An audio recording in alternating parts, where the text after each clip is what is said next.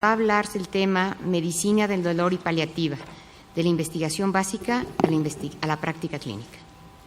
Bien, pues muchas gracias a los investigadores que me hicieron favor de invitarme a compartir información con ellos, porque además también me dieron la oportunidad de regresar aquí a casa, a nuestra querida Academia Nacional de Medicina de México. Y ahora les explicaré un poco cómo un investigador híbrido. Yo tengo una formación básica, pero durante 3 décadas realicé mi práctica clínica en una clínica del dolor y cuidados paliativos del Instituto Nacional de la Nutrición, donde desarrollamos estos estudios e intentamos que todo lo que fuera apareciendo nos fuera útil en la angustia de librar del dolor a los pacientes, que no siempre los modelos de nocicepción y antinocicepción pueden ser aplicables al área de dolor y analgesia. Por lo tanto, haré un rápido recorrido en este tiempo breve. Y bueno, ahora nos encontramos exiliados en Oaxaca, trabajando en el área de dolor también, en la Facultad de Medicina, y les compartiré de estas líneas que nosotros trabajamos en el Instituto Nacional de la Nutrición, con el grupo también de farmacología de la UNAM y del grupo de Simvestaf. Entonces encontrarán por aquí algunas cosas conocidas de ustedes, sin duda.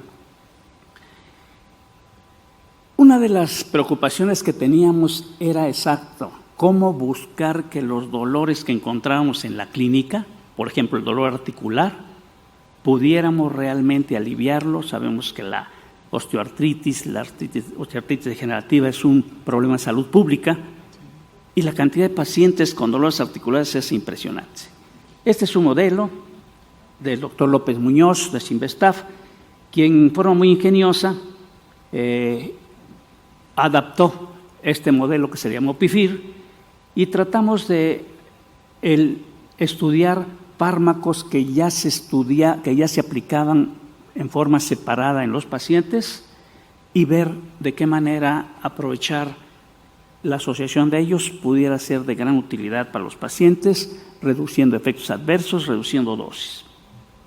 En este caso probamos morfina y un inhibidor aciclooxigenasa 2. Sin embargo, si nos quedamos allí y lo probamos en los animalitos en este modelo, ¿qué pasa realmente en los pacientes en las clínicas de dolor cuando vemos una gran cantidad de pacientes que son operados de músculo esquelético, que tienen dolores articulares quirúrgicos? Y en este caso probamos, en base a lo que ya habíamos encontrado, porque probamos diferentes fármacos y esta asociación también la probamos en el mismo modelo animal, morfina, ketorolaco, en relación a fármacos convencionales, a los famosos analgésicos antiinflamatorios no esteroideos.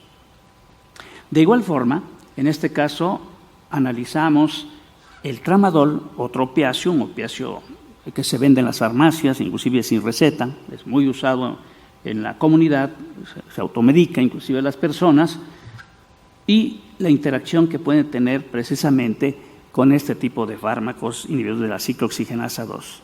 Y aparte de describirles a ustedes cosas que ya están publicadas, que no sería el caso, tendríamos que ver también esta utilidad práctica que es mi tema.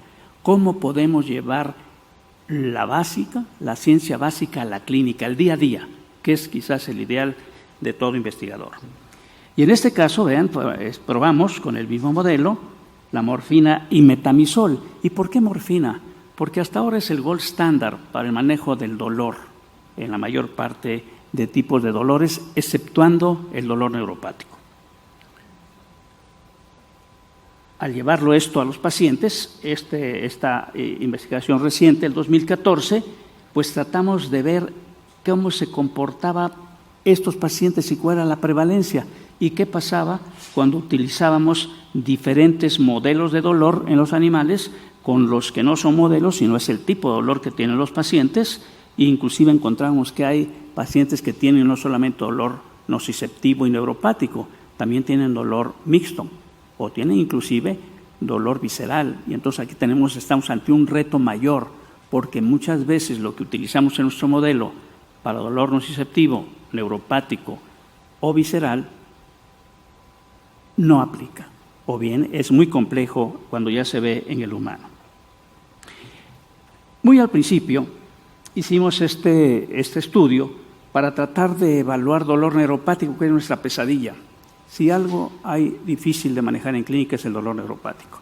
Y este modelo de Bennett y Hick, muy usado, el modelo de Bennett modificado por diferentes investigadores, en este caso se hizo para tratar de ver con este modelo si la morfina gabapentina, que es un antiepiléptico asociado a la morfina, tenía un efecto igualmente, cuál tenía efecto, cómo era el efecto de cada uno de ellos y después combinar.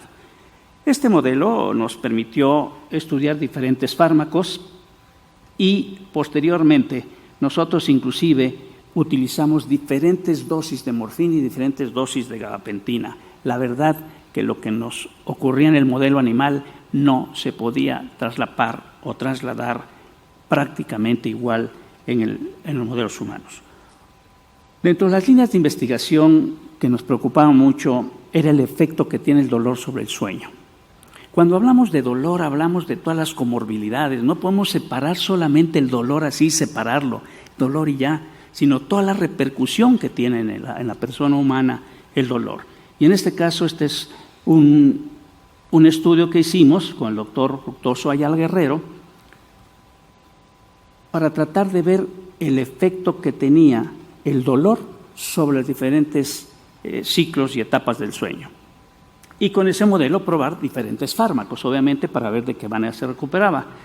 Y al llevarlo a las personas, en el 2015 publicamos este estudio, en el cual vemos cuáles son en la vida real, tomando analgésicos de diferentes tipos y no tomándolos, cómo reportan ellos su calidad de sueño y su percepción del sueño.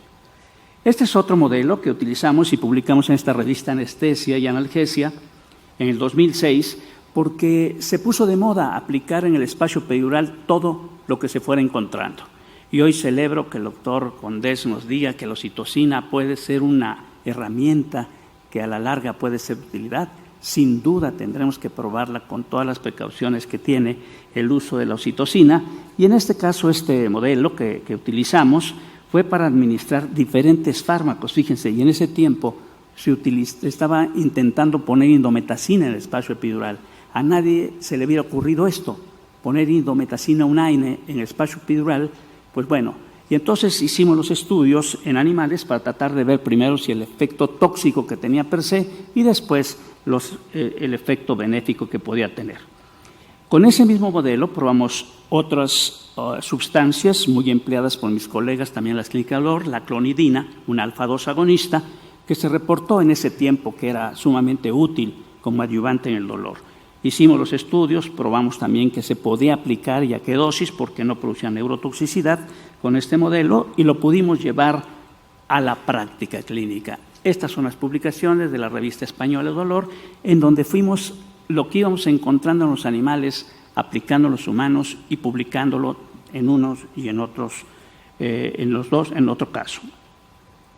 Este es un caso interesante, en donde con el grupo de farmacología de la UNAM empezamos a ver que una de las grandes preocupaciones es el dolor visceral. Muchos de los pacientes que tienen dolor por cáncer y que tienen neoplasias abdominales tienen un dolor que no es un dolor inflamatorio y no es un dolor neuropático, es un dolor diferente. Y este dolor visceral, veíamos nosotros, generamos este modelo administrando una planta que produce mucho dolor por constricción abdominal en ratoncitos y vimos el efecto de la electricidad porque se usaban los TENS para diferentes cosas. Y entonces encontramos un efecto benéfico a diferentes pulsaciones y en diferentes hertz. Estos son, no entraré en detalle, cómo fue de útil la electricidad, pero nos permitió posteriormente utilizarlo en humanos. Esta es una publicación que hicimos con Octavio Calvillo, en el cual aplicábamos estos electrodos a nivel sacro. Hoy es de todos los días. En esos años son los primeros trabajos que se hicieron, primero en animales y después ya en humanos, en el 2006, para ver de qué manera, poniendo estos pulsos que habíamos identificado, podíamos eliminar el dolor visceral pélvico. Pero también nos sirvió para esta publicación de Pain, en la cual la estimulación eléctrica cortical nos permitía no solamente controlar el dolor, sino revertir el síndrome doloroso regional complejo que antes se llamaba distrofia simpática refleja. Esto es impresionante porque consideramos nosotros que pacientes que la mano del paciente con todos los cambios tróficos que tenía, simplemente con una estimulación eléctrica, simplemente colocando los electrodos en la dura madre, podíamos controlar el dolor, pero no solamente eso, revertir los problemas tróficos. Y esto ahora avanzado, este grupo de investigación ha trabajado con varios modelos. Sin embargo, decía que no solamente es el tema dolor. ¿Qué pasa con los pacientes terminales? Cuando entramos al terreno de pacientes terminales que se llamaban antes, que están al final de la vida, es otro capítulo. Todo cambia. No es la misma fisiopatología. No son los cambios ni la manera de responder a los analgésicos. Esto es de gran ayuda a lo que estamos ahora encontrando, porque vemos que en esta publicación que hicimos tuvimos que encontrar algunos otros problemas, otra problemática que no tiene que ver con el funcionamiento de tipo estructural. Y estamos hablando de toda esta parte que no es tangible, que es en un paciente al final de la vida y uno quiere aplicar tantos miligramos de morfina, vemos que definitivamente no es posible, no nos funciona. Reducimos las dosis e inclusive encontramos hiperalgesia. Y aunque se ha descrito el efecto hiperalgésico de los opioides, sabemos que en estos pacientes casi no nos funciona prácticamente nada.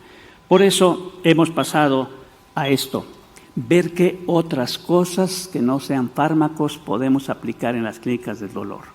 Y este es un tema que ha sido ampliamente estudiado, de cómo en la clínica Mayo y en Johns Hopkins han estado utilizando imágenes para disminuir el dolor con cierta eficiencia.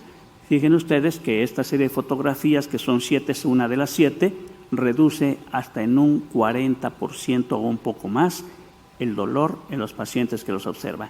Este es el gran campo por estudiar y estoy seguro que mis compañeros investigadores estarán haciendo lo propio ya. Muchas gracias. Muchas gracias a nuestro último ponente, doctor Guevara. Le doy ahorita la palabra al doctor Jorge Hernández, quien es el comentarista oficial del contenido